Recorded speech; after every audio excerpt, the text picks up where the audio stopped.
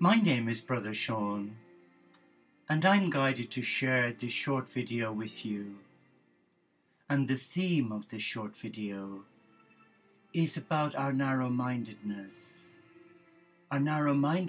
with self, with others, and especially with God, the I Am presence within each child of God. Yes, of course, recently I did a YouTube on various subjects that would inspire the heart to reflect, one of which was discerning false prophets.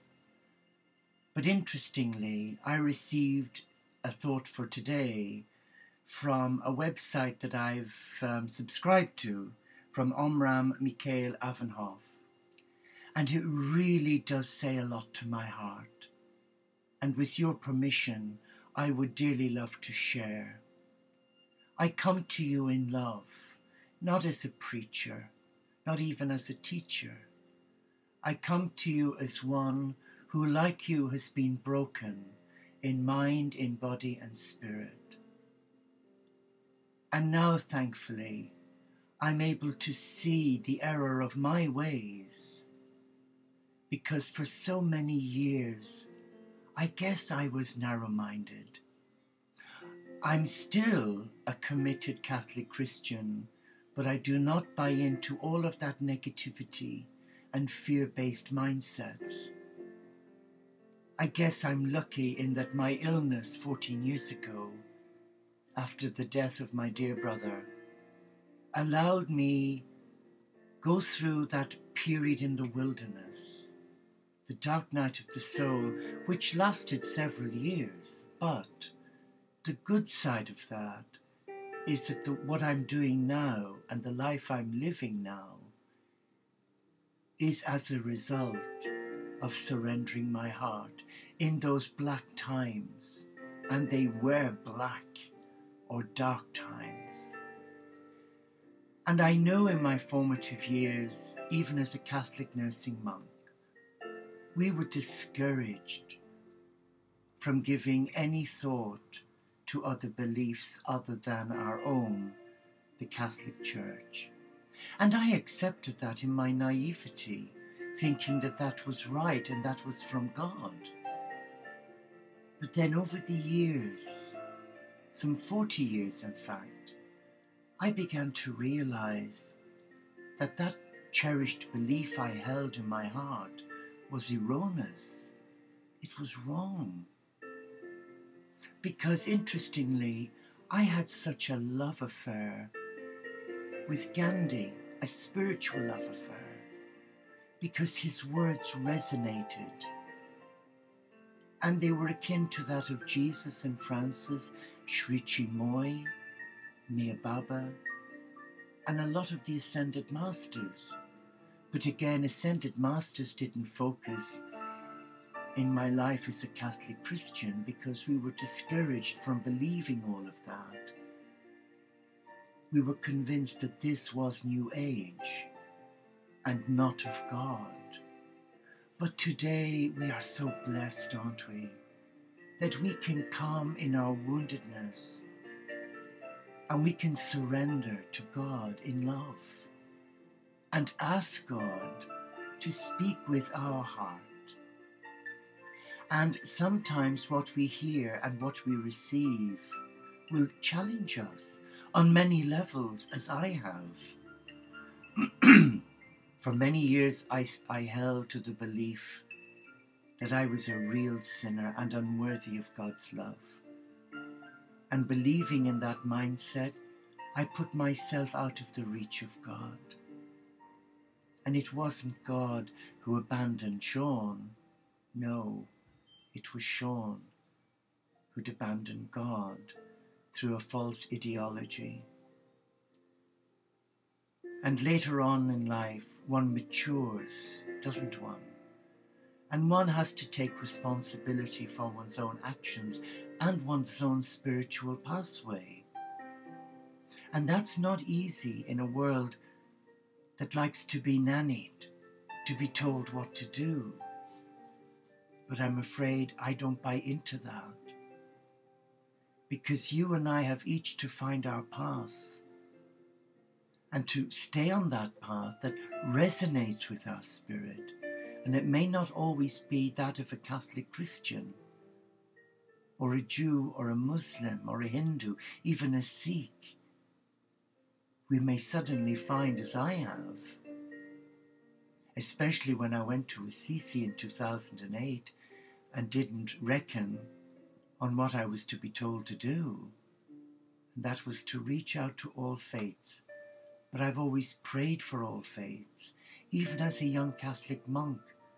Thank God I never confessed it in confession, or I would have been asked to leave the order.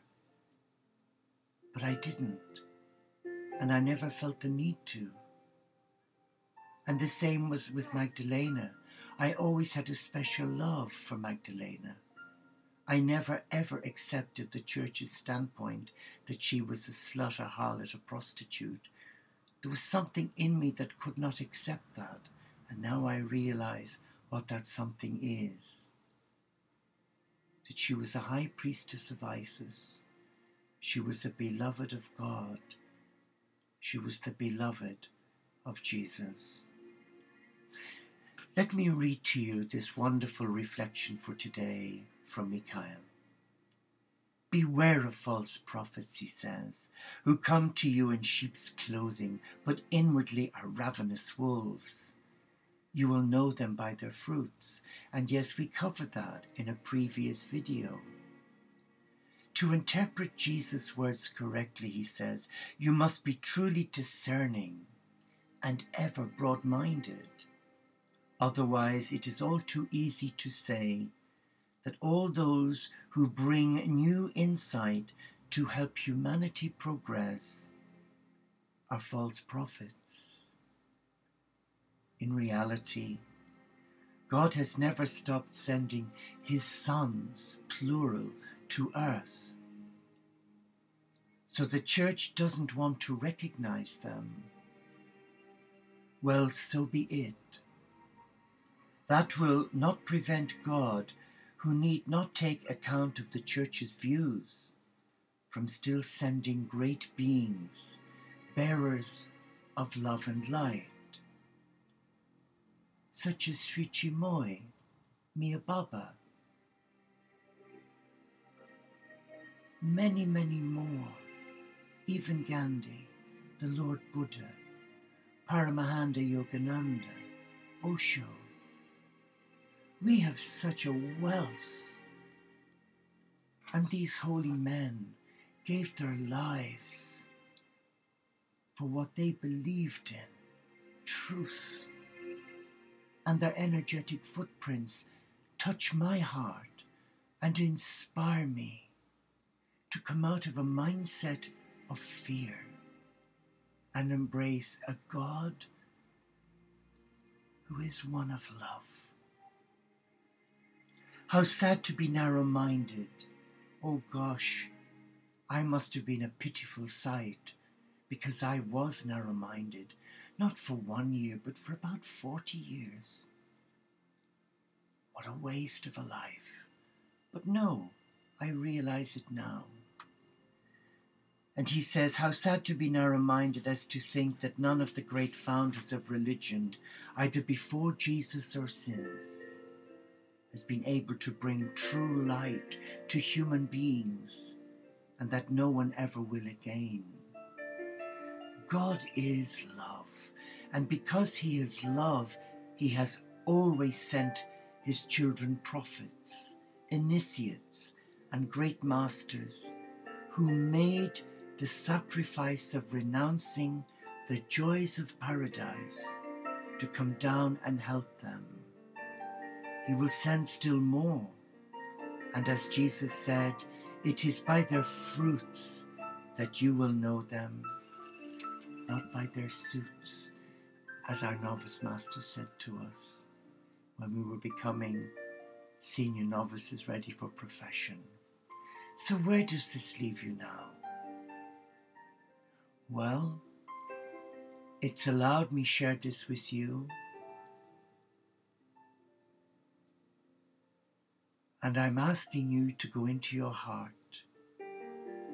If you are a Christian or from the established church, whether it's the Greek Russian Orthodox, the Born Again Evangelical Alliance, or the Catholic Church, come.